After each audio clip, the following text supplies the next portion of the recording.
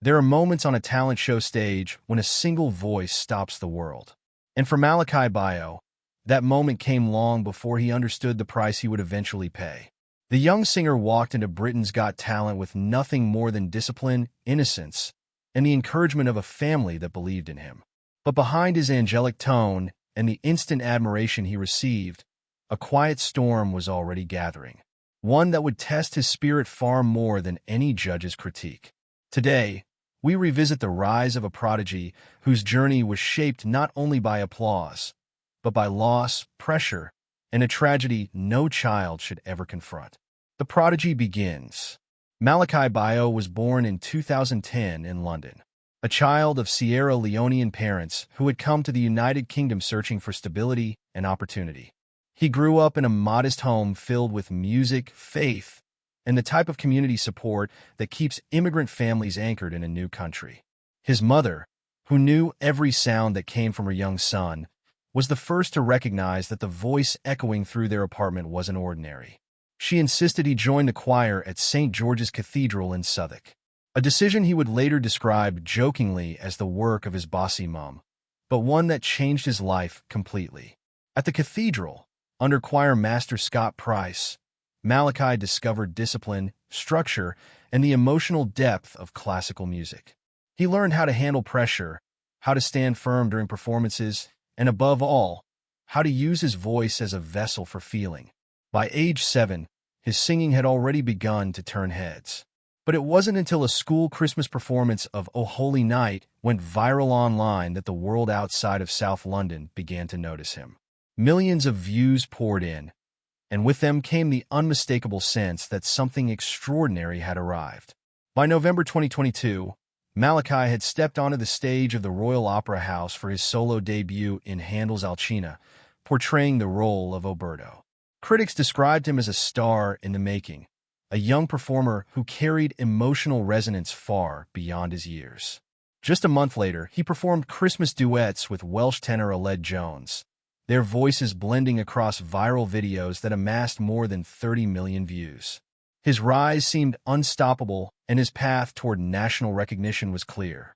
So when he auditioned for Britain's Got Talent in 2023, the world expected something special.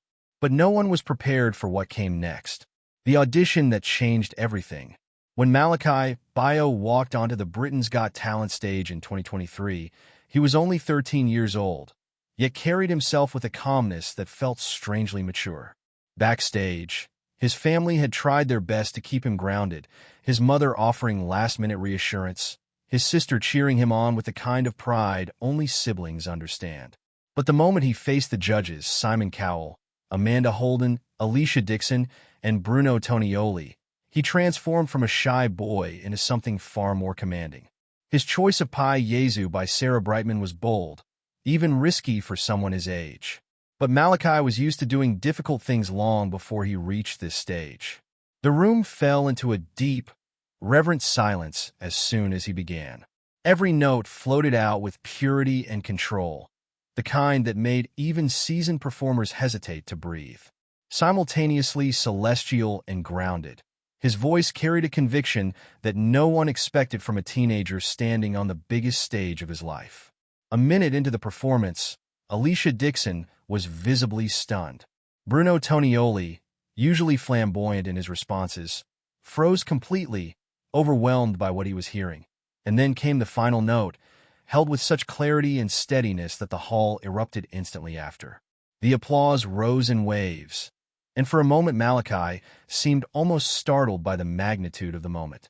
Simon Cowell leaned forward, his expression unusually soft, and uttered the single word that would echo across the internet within hours. Golden. Without hesitation, he hit the golden buzzer. Golden confetti fell as the young singer stood blinking through the tears he never expected to shed that day. His mother rushed on stage, holding him tightly while the audience continued their ovation. It wasn't just a promotion to the semifinals. It was a national unveiling. Overnight, Malakai became a household name, and his audition spread across social media with millions of shares, reactions, and headlines calling him the angelic voice of the season. But behind the celebrations, behind the applause, and the sudden flood of attention, something else was growing. something far more fragile than fame. As Malakai moved toward the semifinals, the world saw only a rising star. What they didn't see was the weight beginning to settle on his young shoulders, a weight that would grow heavier with every step he took. With the golden buzzer came expectations far heavier than any trophy or title. As Malakai advanced to the semifinals, the world saw a confident young tenor preparing for the next stage. But privately, the pressure was becoming more intense than he ever imagined. Choosing O mio babino caro, a challenging aria by Puccini, wasn't just a musical decision. It was a test of emotional endurance. He entered rigorous vocal training sessions, working with coaches who treated him like a seasoned performer rather than a boy just barely entering his teens. Rehearsals consumed his days. He studied phrasing, breath control, and the emotional texture of pieces written centuries before he was born. Unlike many contestants who treated Britain's Got Talent as a stepping stone, Malakai carried the weight of a future already being projected onto him. Critics, fans, and professionals called him the next great operatic star. For a child, such praise is both intoxicating and suffocating. But Malakai didn't complain. Instead, he poured everything he had into the semifinals.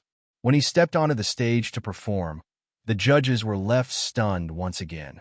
Bruno Tonioli clasped his hands together and declared him a gift from God. Amanda Holden praised his bravery.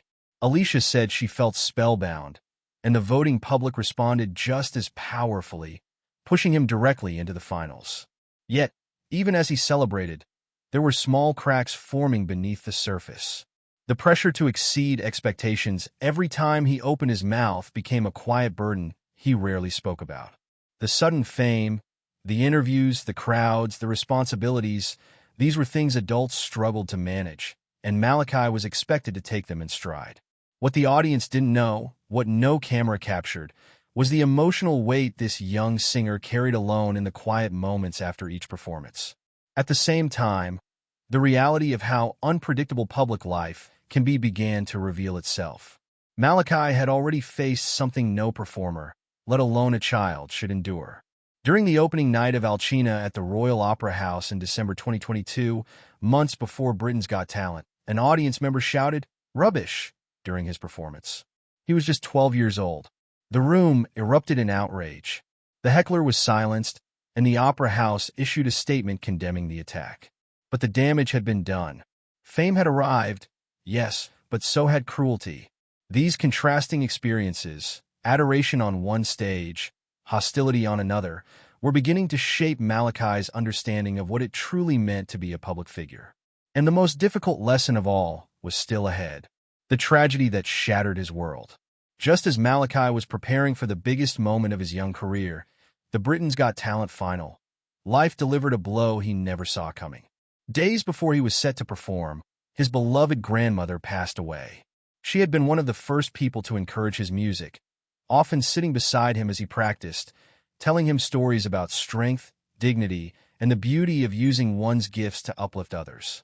Losing her was like losing the foundation beneath his feet. The news arrived quietly, without fanfare, without the applause he had grown used to. A family member's voice on the phone, a tremor that revealed more than the words themselves. For a child still trying to understand the pressure of fame, grief of this magnitude was devastating. Malakai tried to rehearse, but the music felt distant. His breath wavered, his mind clouded, and the songs he once loved suddenly carried a weight too heavy for his young heart. Backstage, producers asked if he wanted to withdraw.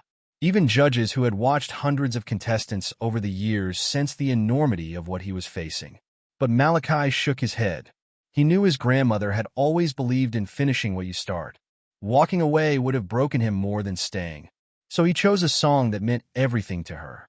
Pew, a piece he had once sung while she watched proudly from the audience. When he stepped onto the final stage, his voice carried something different. It was deeper, raw, threaded with grief he couldn't put into words. Judges who had praised his technique before now saw something else entirely. A child singing through heartbreak. Simon Cowell, known for his bluntness, was visibly moved. Alicia Dixon wiped her eyes as he reached the final high notes. Amanda Holden whispered that it was the bravest performance she had seen. But despite shaking the nation with his emotional delivery, Malakai finished the show in fourth place. And yet, he wasn't disappointed. He later said he gave everything he could give, and that was enough. But those who understood the timeline knew the truth. He had sung through unimaginable pain. The tragedy did not steal his voice, but it changed it forever, giving it a depth far beyond his years. Even after the finale ended, the emotional shock of losing his grandmother lingered. And while audiences thought his journey ended on the Britain's Got Talent stage, Malakai's real test, how to rebuild himself after grief, was only beginning. Rising from grief, the world opens its doors. After Britain's Got Talent ended, many expected Malakai to disappear for a while, to rest, to recover, to grieve privately. Instead, something remarkable happened. The tragedy that had nearly broken him seemed to ignite a deeper determination. Just weeks after the show, Universal Music reached out with a record deal, an offer rarely made to someone so young. The industry had seen thousands of talented contestants over the years, but very few with a voice mature enough to hold its own in the classical world. In July 2023, Malakai released his debut album, Golden, a carefully curated blend of classical arias and contemporary arrangements. The album soared to #1 on the UK Classical Albums chart and later topped Billboard's Traditional Classical Albums chart in the United States. For someone who had only recently navigated personal heartbreak, his rise was astonishing, not because of fame, but because he transformed pain into purpose with a level of grace well beyond his age. His collaborations became another turning point. Malakai recorded a special arrangement of Benedictus by Sir Carl Jenkins, who later praised the young singer for his humility and emotional intelligence. Not long after, he had the chance to meet Andrew Lloyd Webber, who shared advice about longevity and artistic integrity. These were titans of the genre, and yet they spoke to Malakai like a peer, something that would have made his grandmother immensely proud. In April 2023, Malakai took the stage at the Royal Albert Hall for a solo performance at Classic FM Live, accompanied by the English National Opera's full orchestra. The audience erupted into applause before he even began. But when he started singing, the room fell into reverent silence. The power, the control, the emotion. It was the sound of a young artist reclaiming himself. His influence extended far beyond the stage. Music schools across the UK reported surges in young students wanting to join choirs, many citing Malakai as their inspiration. Sierra Leone's president even sent him a personal message of congratulations, celebrating him as a symbol of global pride for the Sierra Leonean community. But through all of this international attention, Malakai returned to school in West London every weekday morning, carrying books in one hand and a legacy he never asked for in the other. Fame had arrived, but he refused to let it rewrite the fundamentals of who he was. And yet there was still one chapter of his story left, one that revealed what he truly wanted his future to be. A future shaped by loss, hope, and purpose. As Malakai's career accelerated, many wondered how a boy so young could balance school, grief, fame, and the heavy expectations of a global audience. But those who knew him closely understood that music had become more than a passion for him. It had become a refuge. In interviews, he spoke with surprising clarity about the lessons his grandmother left behind. Humility, perseverance, and the belief that a gift means nothing unless it is used to lift others. These words guided him through the months after Britain's Got Talent, shaping not only his voice, but his character. Despite performing at world-class venues and recording with industry icons, Malakai still lived a life that looked remarkably ordinary. His classmates teased him playfully, telling him he was famous now. Yet he shrugged it off, insisting that school felt exactly the same. When fans recognized him on the street, asking for selfies or offering congratulations, he accepted the attention graciously, but never allowed it to distort his sense of self. He still played table tennis during breaks, still cheered for Liverpool, still spent evenings exploring computer games the way any other teenager might. The fame surrounded him, but it did not consume him. What did change, however, was his voice. During the Britain's Got Talent finale, some noticed his tone briefly cracking, a natural sign of adolescence. Malakai spoke openly about it later, acknowledging that his voice would deepen as he matured. But rather than fear this, he embraced the transition, planning to adapt by exploring lower registers and new repertoires. It was the mindset of a true artist, someone who sees growth not as an obstacle, but as evolution. More importantly, Malakai began revealing his deeper ambitions. Beyond performing, he dreamed of advocating for music education, especially for children who could not afford lessons.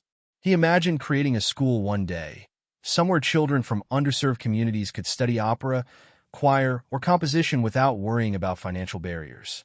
He often repeated one belief: every child with a passion for music deserves a chance. This vision, more than any trophy or chart ranking, showed the kind of legacy he wanted to build. For a boy who endured public pressure, personal tragedy, and extraordinary success within a single year, Malakai Bayoh emerged with remarkable resilience. His journey was not defined by his loss, but by how he carried it, transforming grief into purpose and applause into responsibility. And as his story continues to unfold, one thing is clear: the world has not yet seen the full measure of the artist he will become. Malakai's journey proves that even the brightest voices can rise from the darkest moments.